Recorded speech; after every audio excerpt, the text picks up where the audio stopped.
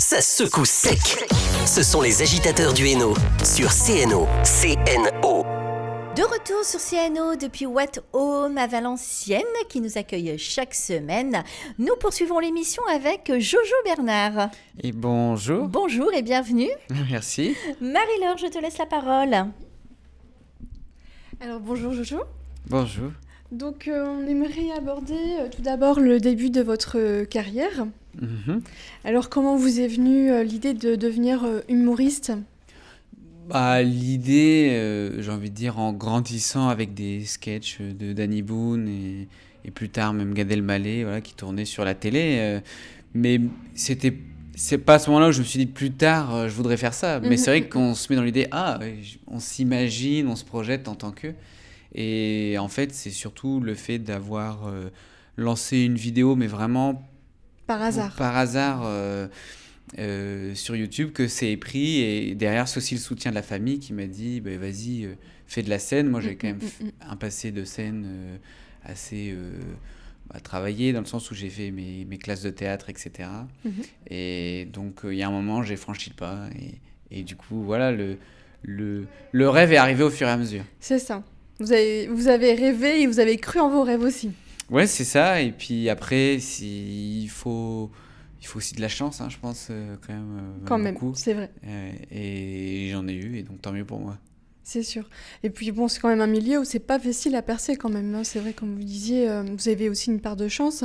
Ouais, alors. Mais vous avez quand même aussi beaucoup travaillé.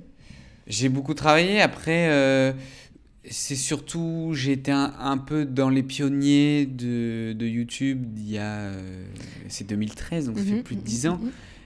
C'était beaucoup moins commun que maintenant.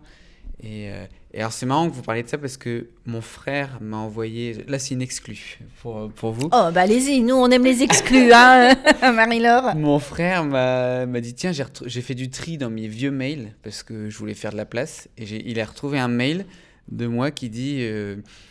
parce qu'on avec mes cousins, on aimait bien faire des vidéos, mais pas pour YouTube, juste parce qu'on aimait bien faire des petits courts-métrages. Et j'ai un de mes cousins qui dit, ça vous dit pas qu'on fasse une chaîne YouTube ? Donc c'était 2011, je crois, le mail. Et moi je dis, moi perso, j'ai une idée, j'ai envie de faire un gogol qui chante devant la caméra. Et puis pouf, 2 ans plus tard, je l'ai fait, mais j'avais complètement oublié ce mail, quoi. Et donc en fait j'étais un des pionniers, et donc ça m'a aussi permis de me faire un peu une place dans ce petit milieu. Dans ce milieu de la comédie, en fait. Ouais. Donc, vos références, Danny Boone, Gad Elmaleh Danny Boone, c'est vraiment l'enfance. C'est vraiment quand j'étais petit, mon père, il nous faisait faire les sketchs de Danny Boone. Puis nous, ça nous amusait, même si je ne comprenais pas tout ce que je faisais. Et après, Gad Elmaleh, c'est arrivé plus tard. Je pense que tout le monde s'est pris l'énorme vague de succès du spectacle de Gad Elmaleh. L'autre, c'est moi. Et donc c'est vrai qu'en collège-lycée, c'était vraiment le spectacle où on avait tous les références qu'on connaissait par cœur. Et après, j'ai envie de dire, la personne qui m'a vraiment donné envie de faire de la scène, parce que moi je comparais un peu à ces deux gens-là, mais il y a une personne, je l'ai vue, et je me suis dit, c'est ça que je veux faire. C'est Baptiste Le Caplin, que j'avais vu au Colisée de Roubaix, où là, c'est vraiment un mec qui arrive et qui débite à fond. Et je me suis dit, c'est ça la forme de stand-up dont j'aimerais m'approcher. Vous avez eu le déclic, en fait. C'est ça. À la base, moi, j'identifiais vachement le spectacle au stand-up un peu à l'américaine, qui était à la mode et qui est encore à la mode maintenant, où on se pose et on fait des vannes en micro. Moi, j'ai toujours été un peu dans le théâtre, mais j'aimais bien un entre-deux, et je trouve que c'est un artiste qui fait ça très bien. Et le fait d'avoir fait du théâtre, ça vous a aidé quand même ? Complètement. Dans la démonstration Dans les scéniques, savoir porter sa voix, articuler bien. J'ai quand même... j'avais 12 ans d'avance sur des mecs qui venaient de commencer, quoi. Oui, c'est quand même un gain de temps phénoménal. Ouais.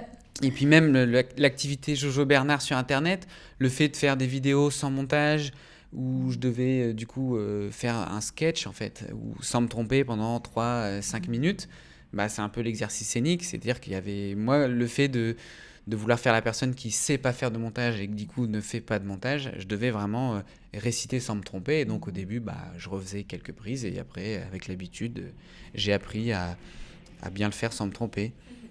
Votre premier spectacle, on peut en parler? Bien sûr. Ça me saoule trop. Ça me saoule trop. Quelle année Il est arrivé donc septembre 2016. Mhm. Donc j'ai commencé la scène vers mai 2015 et j'ai écrit le spectacle du coup. Enfin, je l'ai joué pour la première fois en septembre 2016. Et le titre "Ça me saoule trop", c'est vraiment la gimmick d'une vidéo "Ça me saule trop", qui était une phrase que je disais énormément en 2013 et qui du coup suivi sur Souvent, une quand vidéo. on est jeune, cette phrase-là revient souvent, j'ai l'impression. Ça me saoule trop. Ça me saoule trop. Mais avec l'intonation aussi, c'est ça qui fait que c'était drôle, quoi. Et donc, ce spectacle, vous l'avez écrit entièrement tout seul? Ouais. Comme D'accord. même le nouveau, là, franchement, de ce premier spectacle, c'est un peu une fierté. J'étais très content d'avoir clôturé la dernière au Sébastopol Oui. pour faire une belle captation. Et donc, c'était vraiment des prémices d'un peu toutes les idées que je pouvais avoir. Et là, c'est vrai que le fait de réécrire un nouveau spectacle, je me dis, est-ce que ça va être aussi drôle que le premier? Et je compare toujours, je dis, ouais, mais là, ça me fait penser un peu à tel sketch que j'avais fait avant. Et j'ai appris un peu à me libérer de ça. Me dire, c'est pas grave si ça ressemble, c'est aussi ta marque de fabrique, et ça fait rire, c'est tout. Et Ça me saoule trop vous a permis également de lancer votre carrière. Sur scène, complètement. Donc, le seul problème, c'est qu'au début, je suis arrivé, j'ai fait complet sur mes premières dates, parce qu'avec la notoriété que j'avais, c'était assez facile de remplir le café-théâtre du Spotlight de Lille. Mais en fait, au fur et à mesure, les gens sont passés à autre chose. Et j'ai donc posté un extrait de mon spectacle La Bagarre, qui est une des vidéos qui marche le mieux sur ma chaîne YouTube. Et en fait, à partir de ce moment-là, j'ai vraiment eu une vague de demandes pour venir voir venir voir le spectacle. Le problème, c'est que je ne le jouais qu'à Lille. Et donc, en fait, il y a eu énormément de demandes, peu d'offres. Et comme c'est un milieu où je connaissais personne, le temps de connaître les salles où jouer, les programmateurs, etc. C'est un travail de longue haleine. Et ce qui fait que la demande a diminué alors que l'offre est arrivée. Et c'est pour ça que le deuxième spectacle, j'ai vraiment pas envie de rater le coche et de vraiment réussir à faire une bonne communication sur « je suis prêt ». Et j'arrive chez vous, là où le premier spectacle, j'ai pas vraiment réussi à taper tous les endroits de la France. Mais vous avez pu le jouer quand même dans pas mal d'endroits. J'ai quand même bien tourné. Et puis, ce qui est bien, c'est aussi que j'ai beaucoup joué devant des gens qui connaissaient pas Jojo Bernard. Et ça, c'était vraiment un truc qui me tenait à cœur. C'est que je voulais pas arriver et quoi que je dise, le public était acquis. Non, je voulais aller chercher des gens qui me connaissent pas. Et souvent, c'est des gens-là qui sont vraiment agréablement surpris. Ils vous ont découvert en fait. Ouais. À Marseille, il y a des gens qui m'ont dit moi, je me suis arrêté à Bienvenue chez les Ch'tis, quoi. Ils ont tout compris à Marseille ou... Oui, parce que c'est plus un accent un peu beauf, exagéré que vraiment ch'ti. Donc mais c'est vrai que compréhensible, voilà. dans le Nord, je me permets de faire plus de références ou plus de mots patois. Parce qu'on comprend Voilà. un peu mieux. Et vous avez décidé de faire une pause après Lille. C'est ça. Pourquoi cette pause? C'était aussi une manière de mettre fin au premier spectacle. C'était une idée que j'avais eue derrière moi, de partir en Australie, parce que je suis un grand fan de crocodiles, voilà, je vous le dis. Et je m'étais dit, un jour, j'irai voir les plus grands crocodiles du monde en Australie. Mais je me l'étais dit comme ça. Et en fait, en projet commun avec ma compagne, on s'est dit, ce serait bien de faire profiter d'avoir avant les 35 ans, on a le droit de ce qu'on appelle un visa PVT, donc permis vacances-travail. Et donc on est parti un an en mode on se relâche et je m'inspire et je reviendrai avec des idées. Pour mieux revenir en fait. Exactement. Donc vous êtes revenu. Je reviens. Donc ça fait longtemps que vous êtes revenu? Pas tant que ça fait 2 mois et demi peut-être. Ah oui, c'est récent, d'accord. Ouais. Donc vous avez eu le temps de réfléchir à un nouveau spectacle? Ouais, je suis déjà en train d'écrire. Oui, c'est ça, ce soir, ça. vous avez vu un petit extrait. Donc oui, vous avez été en fait le 13 juin au Beaux-Arts Comedy Club. C'est ça. Voilà, on a eu l'occasion de vous voir. D'ailleurs, on leur fait un petit clin d'œil, on les recevra à la rentrée. Oh, bien. Voilà. Donc, vous avez pu jouer ce nouveau spectacle? Juste un nouveau sketch. Ouais, un nouveau sketch. Voilà, en fait, l'étape, c'est c'est ça. partie, En fait, voilà. j'écris des sketchs de 8, 10, 15 minutes. Je vais les tester sur scène plusieurs fois, j'irai à peu près 5 fois. Et quand ça marche bien, j'arrête et j'en refais un nouveau. Et donc, souvent, à chaque scène ouverte, là, j'essaye de mixer une partie de quelque chose de fiable et une partie de nouveauté, histoire de de quand même avoir un peu de confiance en soi quand on joue. Mais vraiment, je ne joue plus les extraits de mon ancien spectacle. Oui, vous êtes passé à un autre personnage, en fait. Même pas une histoire de personnage, c'est aussi une histoire de me dire, je veux pas rester sur des acquis, je veux vraiment voilà, parce que là, en fait, la date du prochain spectacle, du coup, ce sera le 3 janvier 2025. Donc, faut quand même charbonner, quoi. Mais du coup, vous avez abandonné votre accent ch'ti pour les nouveaux spectacles. Ça revient vite. Ouais, l'accent australien, alors il est vraiment hardcore, hein, celui-là. Mais en fait, j'ai surtout lâché tout ce qui était accessoires, polo rose, lunettes, qui étaient là parce que c'était dans la première vidéo et ça m'a suivi. Ça me tenait aussi à cœur d'avoir mon dress code. Mais c'est des contraintes qui sont pas forcément... là, même si je sais que les gens aiment bien le personnage et son côté clownesque avec ses accessoires, mais là je voulais être plus en sobriété, mais même si moi de base je voulais peut-être être un peu moins dans le Jojo, c'est revenu vite, hein. Et donc prochainement il y aura aussi le Val Comédie à Valenciennes, si on peut en parler. Donc ça aura lieu donc, le 29 juin au parc Jacques Chirac à Valenciennes, en coordination avec donc la FLAC de Marly et la ville de Valenciennes et l'association Cité Chaud qui organise l'événement. Et donc ce soir-là, vous allez y jouer aussi. Est-ce que vous allez jouer une partie de ce nouveau spectacle également ? Oui, mais là, comme c'est quelque chose, on va dire, d'un peu plus sérieux, je pense que je vais vraiment faire une partie bien fiable du nouveau spectacle. Mais globalement, ça va ressembler un peu à ce que vous avez pu voir ce soir, mais c'est juste que le public sera plus nombreux, quoi. Oui, c'est sûr. Là où ce soir, on est plus intimiste, mais aussi, c'est les meilleures conditions pour travailler. Là où, quand c'est un spectacle en plus qui est budgétisé, moi, je suis rémunéré pour venir.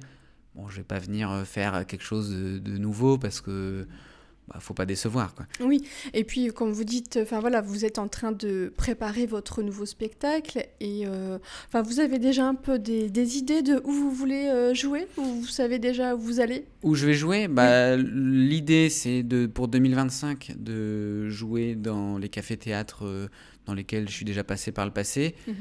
Un premier temps à Lille pour faire entre guillemets mon rodage, c'est-à-dire c'est pas un rodage dans le sens où j'arrive et j'ai rien, j'ai tous les éléments, c'est juste qu'il faut que je m'entraîne à le faire. Et donc forcément des dates que vous allez voir au tout début, elles seront forcément un peu moins rythmées et moins maîtrisées que dans 5 ans, quoi. Comme pour mon premier spectacle où j'ai même vraiment pris, on va dire, 2 ans avant d'avoir vraiment la version finale parfaite que j'ai gardée pour la suite. Est-ce que vous avez d'autres ambitions, telles que des films, pièces de théâtre ? Est-ce qu'on vous a déjà contacté pour faire d'autres choses ? Alors, on m'a pas contacté, mais la porte est ouverte. Hein, on lance, si Steven Spielberg, tu nous regardes, avec plaisir. Mais non, théâtre, on m'a contacté. Après, là, cette année, je suis vraiment en période d'écriture du nouveau spectacle, et donc... Donc on se concentre, c'est ça, mais après je dis pas non, mais c'est sûr que dans 2 ans, quand mon spectacle sera bien maîtrisé et rodé, là ce sera beaucoup plus facile de faire des projets extérieurs. Très bien. Et comment on écrit un spectacle ? Vous vous inspirez de quoi ? De qui ? De l'Australie, de mon voyage, mais c'est aussi